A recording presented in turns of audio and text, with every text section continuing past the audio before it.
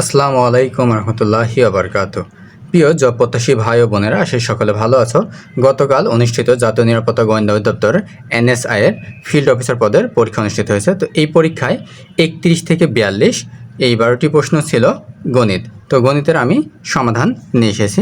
তো প্রথমে 31 নম্বর প্রশ্নে ছিল 1 থেকে 100 পর্যন্ত লিখতে 5 সংখ্যাটি কতবার আসে? সঠিক উত্তর হবে 20 বার। তো আমরা যদি একটু ব্যাখ্যা করি, 1 থেকে 100 পর্যন্ত লিখতে 5 পাওয়া যাবে 20 বার, অর্থাৎ 5, 15, 25, 35, 45, 55। 45-এর পর 50, 51, 52, 53, 54, 55, 56, 57, 58, 59, 59। এরপরে 65, 75, 85, 95। কিন্তু এখানে 55-তে আমার 5 রয়েছে 2 বার, অর্থাৎ এইটা টোটাল হচ্ছে 20 বার।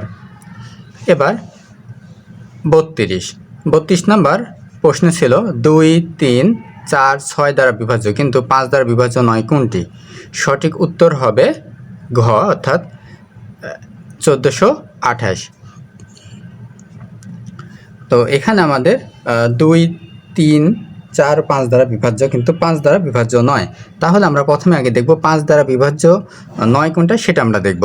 তো এখানে দেখা যাচ্ছে প্রত্যেকটি 5 দ্বারা বিভাজ্য নয়। কারণ 5 দ্বারা বিভাজ্যের সংখ্যা কি? কোনো সংখ্যার এক স্থানে অঙ্ক 0 অথবা 5 হলে সংখ্যাটি 5 দ্বারা বিভাজ্য হয়। কারণ আমাদের এখানে কোনো অঙ্কই 0 বা 5 নেই, তার মানে 5 দ্বারা বিভাজ্য নয়। এবার আমরা 2 দ্বারা দেখি যে সংখ্যাটি জোড় হওয়ায় তা 2 দ্বারা বিভাজ্য। আচ্ছা, এরপরে আমরা যদি দেখি যে 3 দ্বারা বিভাজ্য। 3 দ্বারা বিভাজন নিয়ম কি? যে সংখ্যাগুলোর বা অঙ্কগুলোর যোগফল যদি 3 দ্বারা বিভাজ্য হয় তাহলে সংখ্যাটি 3 দ্বারা বিভাজ্য। তো অঙ্কগুলোর যোগফল হচ্ছে 1, 4, 6, 8, যা যোগ করলে 15, অর্থাৎ 3 দ্বারা বিভাজ্য, অর্থাৎ সংখ্যাটা 3 দ্বারা বিভাজ্য। এরপরে আমরা যদি দেখি যে সংখ্যাটির শেষ দুটি অঙ্ক মানে 4 দ্বারা বিভাজ্য কিনা। তো 4-এর যে নিয়ম সেটা আমরা জানি যে কোনো সংখ্যা 4 দ্বারা বিভাজ্য হতে হলে শেষ দুটি অঙ্ক 4 দ্বারা বিভাজ্য হলে সংখ্যাটি 4 দ্বারা বিভাজ্য। এখানে শেষ দুটি অঙ্ক ছিল 28, যা 4 7 28, অর্থাৎ 4 দ্বারা বিভাজ্য। এরপরে 6 দ্বারা বিভাজ্য হলে যেটা 2 ও 3 দ্বারা বিভাজ্য সেটা 6 দ্বারা বিভাজ্য, অর্থাৎ এই সংখ্যাটা ছিল আমাদের সঠিক অ্যান্সার। ওকে, এবার আমরা 33 নম্বর অঙ্কে ছিল যে একটি ক্লাসে 30 জন ছাত্র আছে যাদের মধ্যে 18 জন ফুটবল খেলে, 14 জন ক্রিকেট খেলে এবং 5 জন কিছুই খেলে না। কতজন উভয়টি খেলে? বলা হচ্ছে যে 5 জন কিছুই খেলে না। তাহলে টোটাল শিক্ষার্থী ছিল আমাদের 30। তাহলে 30 থেকে যদি আমরা 5 বাদ দিয়ে নিই তাহলে থাকে 25 জন।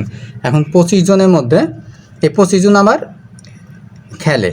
এখন বলছো কজন উভয়টি খেলে? 25 জনের মধ্যে আমার ক্রিকেটও খেলে, ফুটবলও খেলে। তাহলে 25 জন থেকে যদি আমরা 25 থেকে যদি আমরা শুধু ফুটবলটা বাদ দিই, যদি 18 বাদ দিই তাহলে থাকে 7। এরপরে আবার 14 থেকে যদি, অর্থাৎ 25 থেকে যদি আমরা 14 মাইনাস করি তাহলে থাকে 11। এখন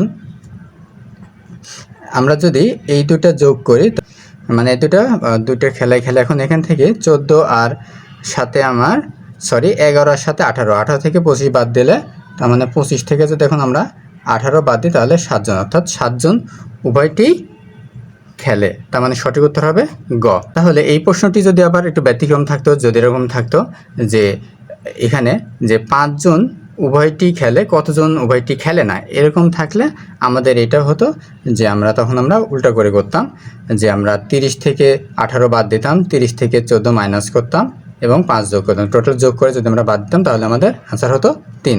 তার মানে এটা সঠিক আনসার হচ্ছে 7। এরপরে 34 নম্বর প্রশ্নে ছিল যে 8% মুনাফায় কত টাকা জমা রাখলে 2 বছরের চক্রবৃদ্ধি মূলধন 5200 টাকা হবে? তো এটা সঠিক উত্তর হবে খ। তো চক্রবৃদ্ধি মূলধনের আমরা সূত্র নিই। চক্রবৃদ্ধি মূলধনের সূত্র হচ্ছে C = P × 1 + R⁴ তো এখান থেকে যদি আমরা বলি, এখানে আমার চক্রবৃদ্ধি মুনাফার হার যেটাকে R দ্বারা প্রকাশ করা, আর আছে হচ্ছে 8%। 8% সমান আমরা জানি 8/100। আর সময় n আছে 2 বছর। আর আমার মূলধন, চক্রবৃদ্ধি মূলধন রয়েছে C = রয়েছে 5200 টাকা। তো আমরা যদি এখান থেকে আমরা মানগুলো বসাই, 5200 P হচ্ছে আমাদের প্রিন্সিপাল বা মূলধন, মানে আমাদের আসল, তাহলে এখান থেকে পি এর মানটা আমরা বের করব। তাহলে 1 যোগ আর এর মান 8/100 আর to the power n, n এর এন হচ্ছে 2, অর্থাৎ সময়টা হচ্ছে 2 বছর। তাহলে এখান থেকে আমরা যদি শর্টকাট করি পি ইন্টু এখানে লসাগু 100 আর এখানে 100 যোগ 8 হচ্ছে 2, এখানে 5200, 5200 এখান থেকে আমাদের লসাগু করলে এরপর আমাদের 108 বাই হচ্ছে 100, উপরে আমাদের রয়েছে 2, তো এখানে 5200 পি। এখানে যদি আমরা ভগ্নাংশে 4 দ্বারা ভাগ করি তাহলে 4 দ্বারা ভাগ করলে উপরে হচ্ছে 27 আর নিচে থাকে 25, উপরে 2। এখন আমরা চাইলে এটাকে উপর পার করে দিতে পারি, তাহলে পার করে দিলে পি, আর এখানে আমরা জানি যে 25কে 25/25 করলে আমাদের হয় হচ্ছে 625 আর এখানে 729। আর যদি আমরা এভাবে করি যে 5200 গুণ 25/27 গুণ 25/27, মানে এপার গুণ ছিল ওপার গেলে উল্টায় যাবে, যেখানে পাশে গুণ আছে ওপার গেলে ভাগ হয়, তার জন্য উল্টায় যাবে, এজন্য 25 উপরে যাবে আর 27 নিচে। যেহেতু এখানে স্কোয়ার ছিল তার মানে 2 বার ছিল, তাই পাশে আমরা 2 বার লিখেছি। তো এখন এখান থেকে যদি আমরা ইকুয়েশন করি যে 5200 গুণ 25/25 625 আর ডিভিশন 729 ইকুয়াল টু পি। এখানে ইকুয়েশন করলে আমাদের এই খর অ্যান্সার চলে আসে, অর্থাৎ তাহলে আমরা অ্যান্সার পেয়ে যাব 4458.16 টাকা। এই প্রিন্সিপাল বের হয়ে যাবে এটা, আর এটা হলো আমাদের সঠিক অ্যান্সার। 35 নম্বর অঙ্কে এসেছিল যে 1 মিলিমিটার 1 কিলোমিটারের কত অংশ। তো এটা সঠিক উত্তর হবে হচ্ছে গ, যে আমরা জানি যে 1 মিলিমিটার সমান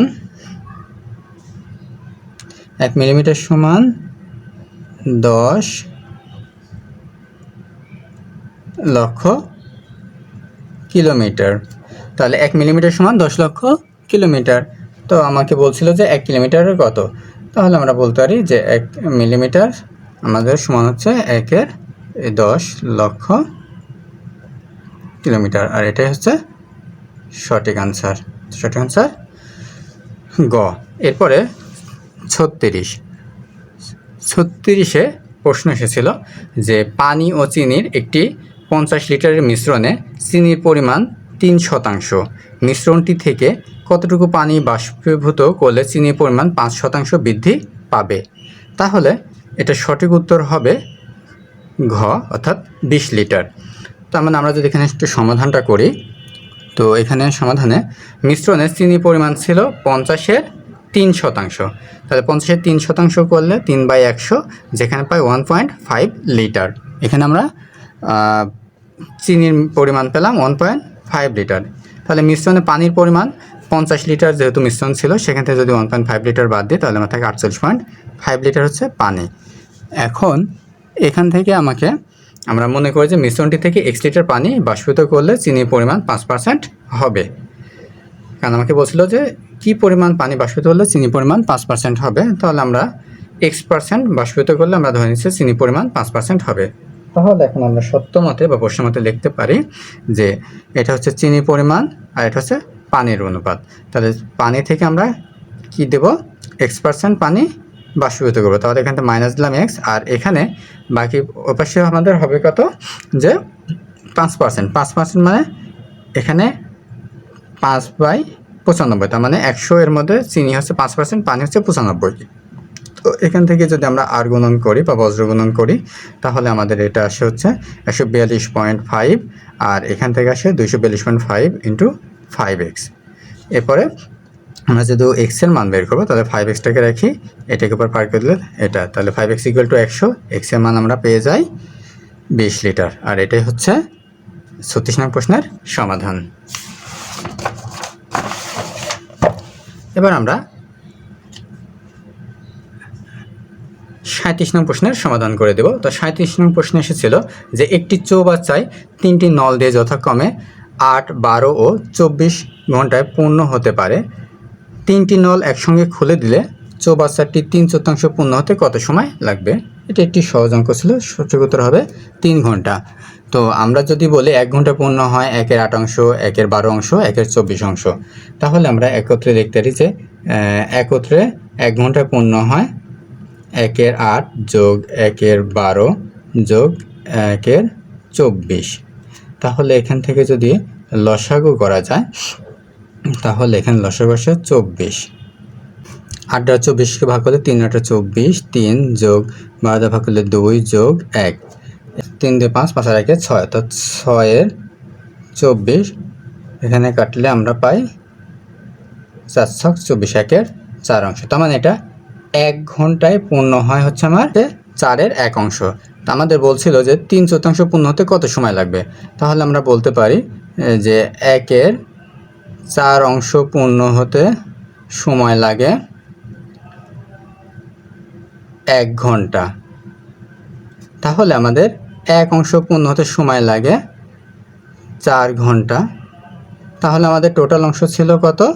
3/4। বলছো 3/4 পূর্ণ হতে কত লাগবে? তাহলে 3/4 পূর্ণ হতে সময় লাগবে 4 গুণ 3/4, কাটলে 3 ঘন্টা।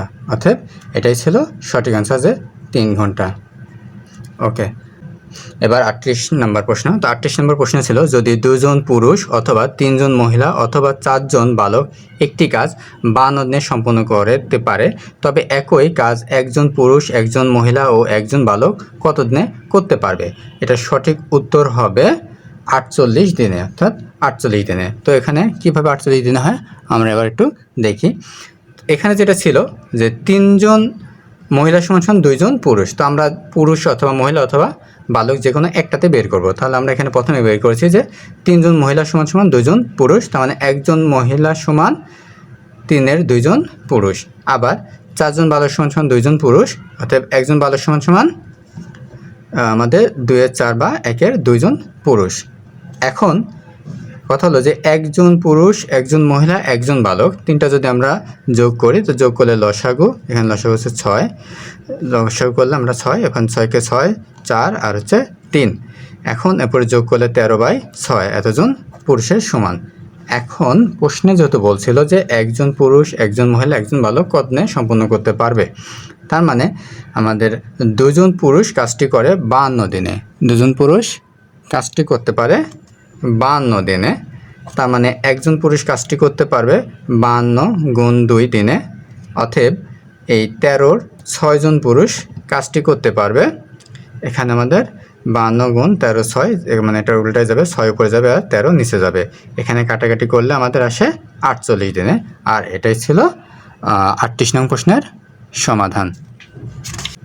এবার 39 নম্বর প্রশ্নের সমাধান করব। তো 39 নম্বরের প্রশ্ন এসেছিল যে এ ও বি দুইটি বিজোড় সংখ্যা, নিচের কোন সংখ্যাটি জোড়? তো এটা অনেকটা সহজ প্রশ্ন ছিল। যেহেতু দুটো বিজোড় সংখ্যা, আমরা যদি এমনি অপশন টেস্ট করি বিজোড়, তার মানে 1 আর 3 ধরলে 3 একে 3, যেটা অবশ্যই আমাদের প্রশ্ন ছিল কোনটি জোড় সংখ্যা, তার মানে এটা অবশ্যই বিজোড় হয়। আবার এখান থেকে যদি আমরা অপশন টেস্ট করি যে বি এর মান 3, আর এখানে ছিল 2 এর সাথে 1 যোগ, তাহলে 2কে 2 আর 2, তাহলে 2 আর 1কে 3, 3 আর 2 5, তার মানে এটাও বিজোড়। এখান থেকে যদি আমরা দেখি, একের মান আমরা ধরেছিলাম, এর মান ধরেছিলাম 1, বি এর মান হচ্ছে 3, তার মানে 4 আর 1কে 5, তার মানে এটাও বিজোড়। এখানে যদি আমরা বসাই এর মান 1, অর্থাৎ 2কে 2, আর এখানে বি এর মান 3, 3 4 12, তো 12 আর 2 হচ্ছে 12 আর 2 14, তার মানে এটা ছিল জোড়।